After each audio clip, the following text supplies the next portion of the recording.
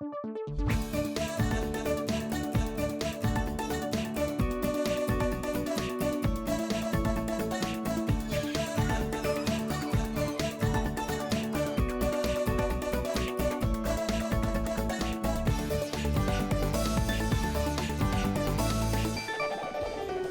телезрители! Добрый день, друзья! В эфире детская информационная служба «Гора новостей». Как вы видите, несмотря на ослабление режима, мы все еще сидим дома и вещаем вот в таком вот самоизоляционном режиме. Да, но мы решили оставаться бдительными и сохранять осторожность. Но несмотря на это, наши новости не стали еще хуже. Мы все знаем и обязательно вам расскажем. Руслан Николаев и Карина Однобаева. А вот что заготовили наши корреспонденты.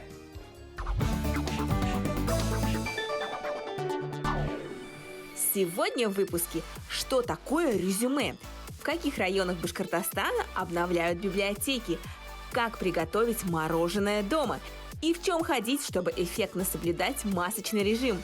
Все это и намного больше в «Горе новостей», так что смотри и не переключайся.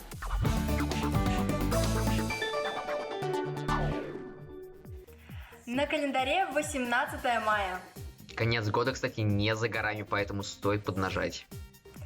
Сегодня Международный день музеев.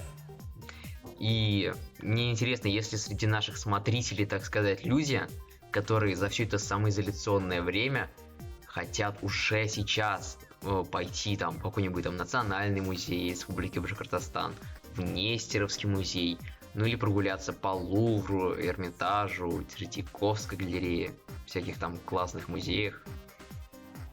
Если что, Руслан имеет в виду себя. Я, конечно же, много раз упоминал то, что за все это самоизоляционное время я очень пристрастился, так сказать, к всяким там виртуальным экскурсиям, поэтому во время этого праздника я сполна чувствую свою причастность. Вот.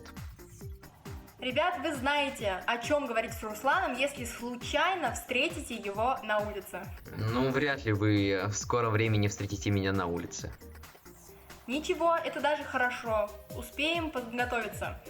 Да, и сейчас я предлагаю посмотреть нам сюжет о том, как же готовятся библиотеки к скорому открытию после карантина.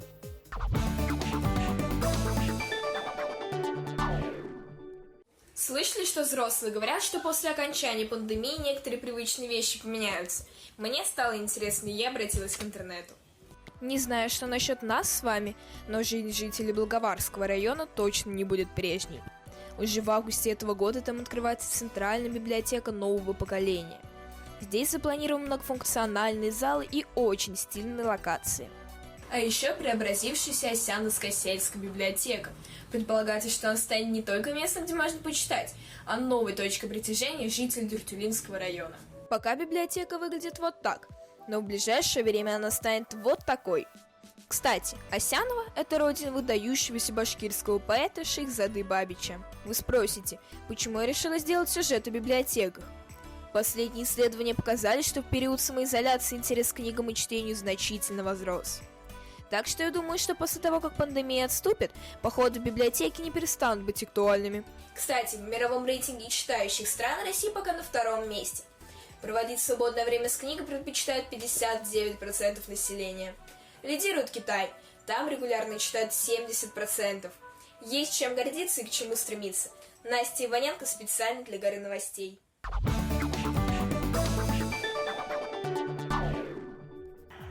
Настя, спасибо. Ну а у нас, кстати, сегодня день детского телефона доверия. Уже 10 лет существует эта организация. Детский телефон доверия – это экстренная служба помощи, психологической помощи детям и подросткам. Туда может обратиться любой, кто находится в трудной жизненной ситуации. Да, и позвонить туда может каждый. Вот, собственно, номер. Он написан плохо, поэтому я лучше озвучу. 8 800 2000 122. Звоните, если у вас какие-то проблемы, вам помогут. Да достала меня своими претензиями. Контролирует абсолютно все. Я больше так не могу. Она не понимает, что я уже не маленький. Но я же хочу как лучше. Я волнуюсь за него, а он меня не слышит. Детский телефон доверия 8 800 2000 122. Чтобы понять друг друга, иногда достаточно просто поднять трубку телефона. Сейчас в честь юбилея детского телефона доверия проводится конкурс рисунков и плакатов. Поэтому делайте всякие классные творческие работы и выкладывайте их с хэштегом «Детский телефон доверия». И обязательно дублируйте вот на этой почте, которая называется воспит.го@yandex.ru. А прямо сейчас я предлагаю нам посмотреть сюжет, который точно пригодится всем старшеклассникам.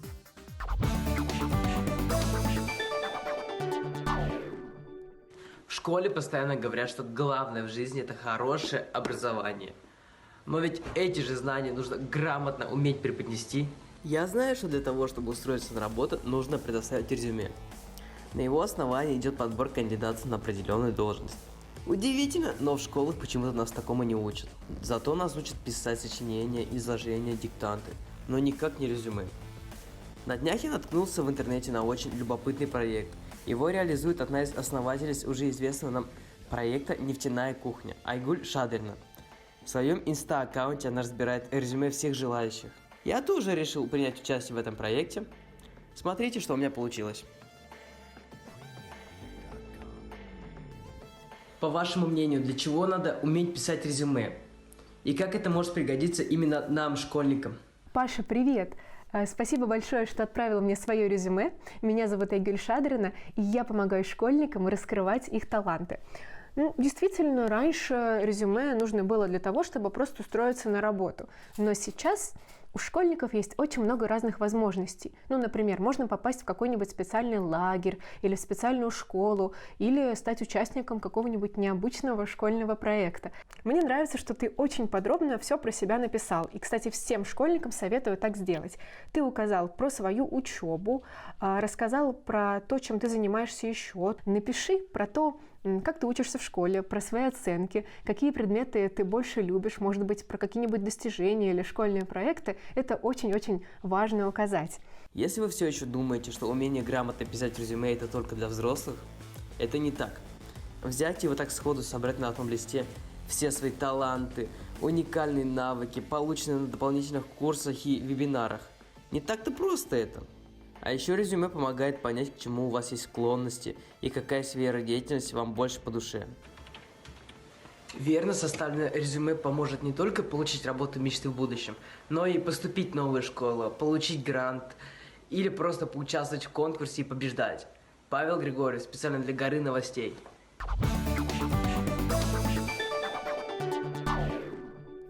Паша, спасибо! Но мы продолжаем наш информационный подъем. Вот, например, девятиклассники.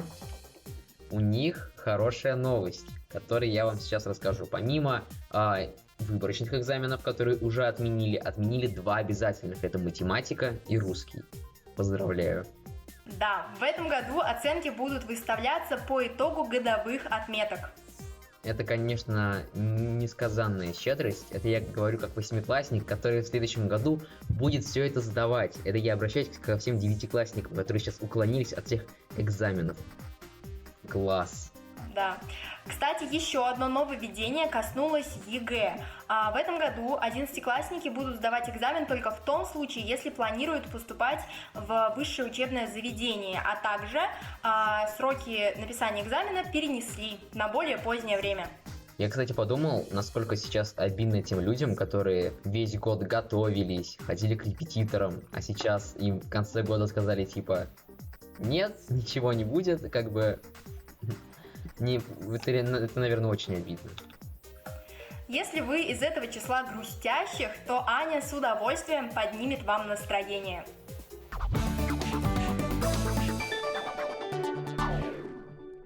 Чего мы больше всего хотим во время летней жары? Охладиться. А это значит, что пора открывать сезон мороженого. Мы все с вами любим мороженое. А домашнее мороженое, приготовленное своими руками, в 2 раза вкуснее. Мы приготовим домашний пломбир и домашний фруктовый лед.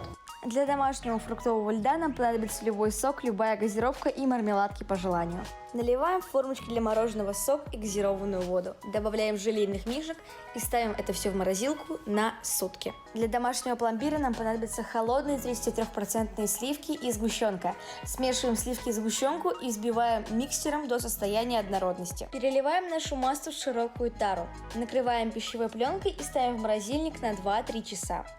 Через 2-3 часа получается вот такое супервкусное сливочное мороженое. Спустя сутки достаем наш фруктовый лед из морозильника. Получается вот такая вкусняшка. Вот так при помощи самых простых ингредиентов мы приготовили супер вкусное домашнее мороженое. Я уверена, что результат тебя удивит. Аня Елинская специально для Горынов. Аня, спасибо, просто отличный рецепт. Ну а я тем временем поздравлю всех учеников школы искусств номер 3. Там установили долгожданный рояль Yamaha. Да, это очень круто и к тому же очень классный мотиватор на занятия. Я надеюсь, что у учеников этой школы будет еще больше желания творить. А прямо сейчас предлагаю посмотреть сюжет о том, как наши корреспонденты креативно относятся к масочному режиму.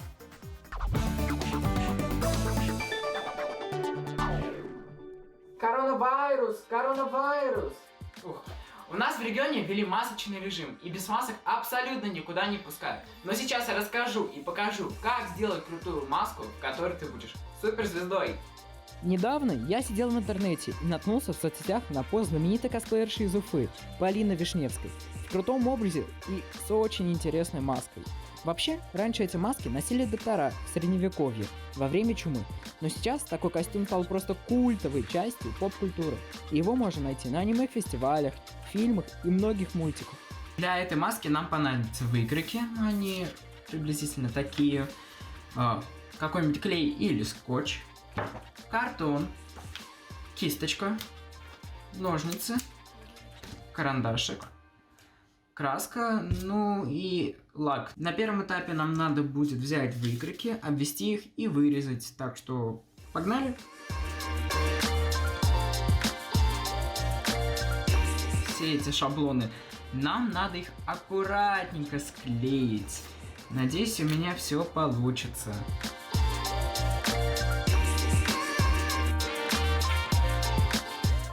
Все границы склеивания лучше проклеить скотчем, чтобы лишний раз при покраске не было видно их.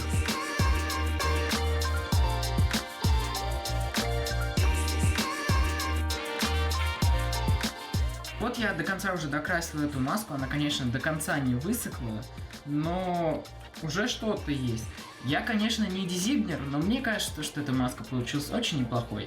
Ну и пусть многие аниме-фестивали отменились в этом году, это же не значит то, что нам запрещено устраивать карнавал самим. Так что, зайдя в любой магазин в этой маске, ты будешь самым эпатажным. Тимур Зикюлин специально для Горы новостей.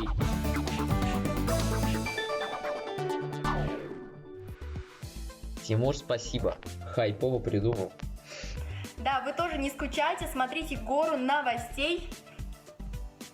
Ну а на этом, собственно, все. С новостями и событиями дня тебя знакомили Карина Днабаева И Руслан Николаев.